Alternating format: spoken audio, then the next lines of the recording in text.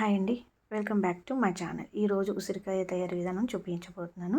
ఉసిరికాయని తడి లేకుండా ఇలా పొడి బట్టతోని శుభ్రంగా తుడుచుకోవాలండి. ఇక్కడ నేను కేజీ ఉసిరికాయలు తీసుకున్నాను. కేజీ ఉసిరికాయలకి నేను కొలత చెప్తున్నానండి. ఒక హాఫ్ లీటర్ ఆయిల్ అండి. నేను ఇక్కడ విజయ పల్లి ఆయిల్ తీసుకున్నాను, లేదంటే పప్పు నూనె తీసుకోవచ్చు. చింతపండు గుజ్జు ఇది 100 గ్రాములండి. అలాగే 4 స్పూన్ల ఆవాలు, 2 స్పూన్ల మెంతులు. ఇంకా ఈ పచ్చడి కోసము పోపు పెట్టుకోవడం కోసం అండి 4 ఎండుమిరపకాయలు, 1 స్పూన్ జీలకర్ర, 1 స్పూను ఆవాలు, అలాగే కరివేపాకు రెమ్మ, ఒక 5-6 రెమ్మలు. ఈ పచ్చడికి ఉప్పు కారాలు ఎలా తీసుకోవాలంటే ఉప్పు వచ్చేసి 100 గ్రాములండి కిలోకాయలకి. అలాగే కారం కూడా ఒక 100 గ్రాములు. వెల్లుల్లిపాయలు 4 స్పూన్లు అండి. ఇది ఏ స్టేజ్లలో నేను చూపిస్తాను మీకు. పసుపు అనేది మనము పోపు టైంలో వేసుకోవచ్చు. ఇప్పుడు ఉసిరికాయల్ని ఇలా ఆయిల్లోని మనము ఒక 3-4 మినిట్స్ ఇలా వేయించుకోవాలండి. ఇలాగ మనకి గోల్డ్ కలర్ రావాలి, ఇందాక నేను చూపించినట్టుగా. ఆ ఉసిరికాయలు తీసేసిన తర్వాత మిగిలిన ఆయిల్లోని ఈ ఎండుమిరపకాయలు, జీలకర్ర, ఆవాలు, పోపు సామాన్లు ఏవైతే ఉన్నాయో వేసేసుకుని ఎల్లుల్లిపాయ రెబ్బలు కూడా వేసేయాలండి. అలాగే ఇందాక చూపించిన మీకు కరివేపాకు ఏది ఉందో కరివేపాకును కూడా ఇందులో యాడ్ చేసేసుకోవాలి. పసుపు కూడా యాడ్ చేయాలి. ఇలాగా ఈ పోపుని మీరు ఒక 5 నిమిషాలు వేగనియాలండి. మరీ వేగిపోతే బాగుండదు, ఎందుకంటే వెల్లుల్లిపాయలు మరీ ఉడికిపోయినట్టుగా ఉంటే కూడా బాగుండదు. కొంతమంది ఇంగువ యూస్ చేస్తారండి.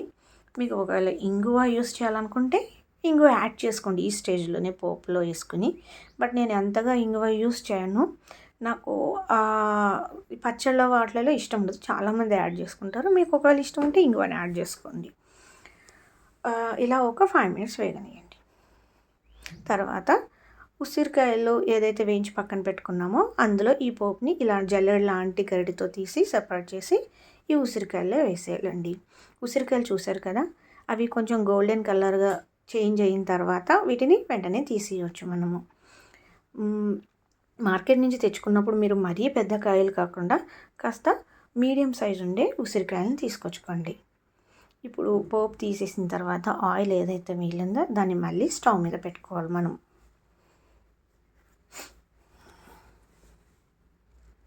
మా పిల్లలు అయితే అండి ఇలా చేస్తే గ్రేవీ ఉంచేస్తారు, ఉసిరికాయ తినేస్తూ ఉంటారు. ఉట్టి ఉసిరికాయ తినమంటే ఎవరు తినలేరు. పిల్లలు కూడా తినలేరు, పెద్దోళ్ళం తినలేము, ఎవరూ తినలేము. బట్ ఇలా పచ్చడి చేసి పెడితే మాత్రం ఈ పులుపు అవి లాగి వాటిని వాళ్ళు చాలా ఎంజాయ్ చేస్తారు. ఇక్కడ చూడండి, ఆయిల్లోని చింతపండుని వేసేసి కొంచెంసేపు అలాగా మరగనియాలి తిప్పుతూను అడుగంటకుండా. సో ఇలా చిక్కబడిన తర్వాత మనము చింతపండు గుజ్జుని మనం పచ్చడికి యాడ్ చేసుకోవచ్చు. ఇక్కడ చూసారు కదా మీరు, వేయించుతున్నప్పుడే అది దగ్గర పడిపోతుందండి, చిక్కబడుతూ ఉంటుంది, ఆయిల్ని వదులుతూ ఉంటుంది. ఇప్పుడు వదిలిన తర్వాత ఇలాగ చిక్కబడిన తర్వాత ఈ చింతపండు గుజ్జుని ఇందులో యాడ్ చేసుకోవాలి మనం. సో ముందుగా మనం పోపు యాడ్ చేసిన దాంట్లోనే ఆ ఉసిరికాయలోనే మెంతి పొడి, ఆవాల పొడి మిక్స్ పెట్టుకున్నాం కదా యాడ్ చేయాలి. ఇప్పుడు 100 గ్రాములు ఉప్పు తీసుకున్నాం, ఉప్పును కూడా యాడ్ చేసేసేయాలి. అలాగే 100 గ్రాముల కారాన్ని కూడా యాడ్ చేయాలి. ఇప్పుడు ఈ చింతపండు గుజ్జుని యాడ్ చేసుకునే ముందుగా మనం ఏమేమైతే యాడ్ చేసామో పచ్చడిలో అవన్నీ ఒకసారి కలుపుకున్న తర్వాత ఆ మసాలాలు ఏవైతే ఉన్నాయో ప్రతి కాయకి పట్టేటట్టుగా మనము కలుపుకుందాం.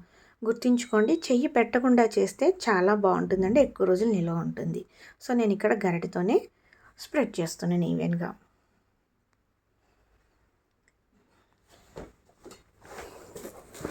మనం ఈ పచ్చడి పట్టాలంటే అండి ఏ తేమ లేని ప్లేస్లోని, చెమ్మ లేని ప్లేస్లోని మాత్రమే చెయ్యాలి. చేతికి కొంచెం కూడా తడి లేకుండా చూసుకోవాలండి.